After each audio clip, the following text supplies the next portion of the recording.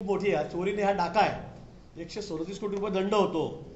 महसूल मंत्री तुम्ही आहात आणि तुम्ही 1 रुपया रॉयल्टी भरत नाही, म्हणजे ही चोरी नाही, हा डाका आहे शासनावर। हा शासनाच्या तिजोरीवर डाका टाकलेला आहे मी असं म्हणेल। भोसरी प्रकरणामध्ये सुद्धा त्याला 27 कोटी रुपये दंड झालेला आहे। त्याच्यामध्ये सुद्धा 6 वर्षापासून त्यांनी प्रॉपर्टी विकू नये असं पत्र सगळ्या रजिस्ट्रारला ज्यांचे प्रॉपर्टी ज्या ठिकाणी आहेत त्यांना देण्यात आलेलं आहे। ते प्रॉपर्टी सुद्धा विकू शकत नाहीत अजून, तिथला अजून लिलाव बाकी त्यांचा, पण ते भरावेच लागणार आहेत। 30 कोटी रेडिएटर असलेली प्रॉपर्टी 3 कोटी रुपयामध्ये तुम्ही देतात, म्हणजे किती कौतुक करावं त्यांचं आणि किती बोलावं त्यांच्याबद्दल। असं कोणी करू शकतं का? पण त्यांनी ते केलेलं आहे। पण सत्ता असली, पॉवर असली की माझं काही होत नाही हे भूत जेव्हा माणसाला डोक्यात जातं, पण ते नंतर गेल्यावर काय होतं त्याचं हे उत्तम उदाहरण त्या ठिकाणी आहे। आणि म्हणून 27 कोटी दंड त्यांना इन्कम टॅक्सही भरायचा आहे व्हाईटमध्ये बाय चेक अकाउंटमधून, आणि 137 कोटी रुपये आता हे भरायचे आहेत। पण तरी पण माझ्यावर अन्याय कसा, मी पवित्र कसा, भाजप नालायक कसं, देवेंद्र फडणवीस कसं कपटाचं राजकारण करतात, गिरीश महाजन नालायक कसा, आता यात आमचा काय दोष आहे? रेडी रेकनर 30 कोटी असताना 3 कोटीमध्ये तुम्ही प्रॉपर्टी त्या ठिकाणी घेतात। तो रजिस्ट्रार 3 महिने जेलमध्ये जाऊन आला तुमच्या दडपणाला बळी पडला म्हणून। कुणाची प्रॉपर्टी अटॅच झाली? खडसेची प्रॉपर्टी अटॅच झाली।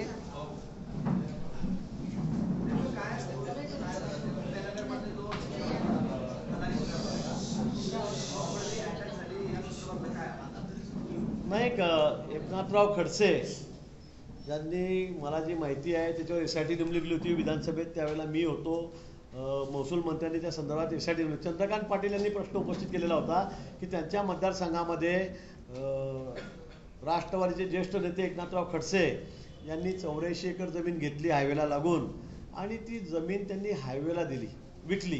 त्यातला मुरुम जो होता हा संपूर्ण 84 एकरचा सपाटपूरची जमीन त्यांनी त्यांच्या कुटुंबियाच्या नावावर होती ती जमीन, त्यांनी तो मुरुम हायवेला दिला, जो धुळे नागपूर हायवे चाललेला होता त्यांना। आणि हे करत असताना त्यांनी रॉयल्टी मात्र पाडलेली। आज एखादं ट्रॅक्टर प्रीतीचं असेल, मुरमाचं असेल, खडीचं असेल, लगेच आरटीओ त्यांना पकडतात, तहसीलदार त्यांना पकडतो, पोलीसवाले त्यांना पकडतात, आणि पकडल्यावर त्याला जमा करून घेतात, वर्ष 2 वर्ष सुटत नाही। 1.25 लाख एक ब्रासला तुम्ही त्या ठिकाणी त्याला दंड ठोकतात। आणि खडसेंसारखे मंत्री राहिलेले, 7 खात्याचे मंत्री राहिलेले, 15 वर्ष लालदेवच्या गाडीत फिरलेले महसूल मंत्री राहिलेले एक नेते हे 84 एकरचा डोंगर खोदून टाकतात आणि 1 रुपयाची रॉयल्टी काढत नाही।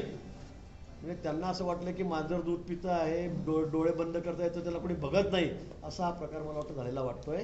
आणि त्यांनी त्या संदर्भामध्ये सगळा डोंगर पोखरला, सगळा मुरुम विकून टाकला कोट्यवधी रुपयाचा, रॉयल्टी मात्र 1 रुपया त्या ठिकाणी भरली नाही। जे मी महसूल मंत्र्यांनी उत्तर दिलं, एसआयटीचा जो रिपोर्ट आलेला आहे तो वाचल्यावर आपल्याला सांगतोय।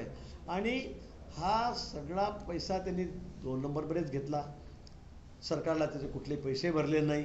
एसआयटी झाल्यावर त्याची सगळी गुगल मॅपिंग झालं, सगळं त्याचं मोजमाप झाली आधुनिक पद्धतीने, आणि जवळपास 137 कोटी रुपये दंड त्यांना या संदर्भामध्ये शासनाने केलेला आहे, महसूल खात्याने केलेला आहे, तहसीलदाराने प्रांताने केलेला आहे।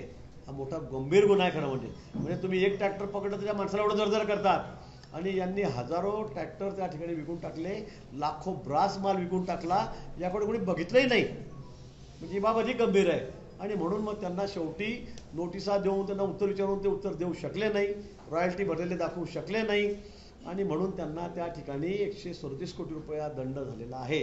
ते कोर्टात गेले, सेशन कोर्टात गेले, हायकोर्टात गेले, कोर्टाने त्यांना धुडकावून लावलं, त्यांना त्यांचं म्हणणं ऐकलं नाही। त्यांनी सांगितलं तुम्ही प्रांताकडे जाऊन आधी दाद मागा, तिथे 1/4 पैसे आधी तुम्ही भरा।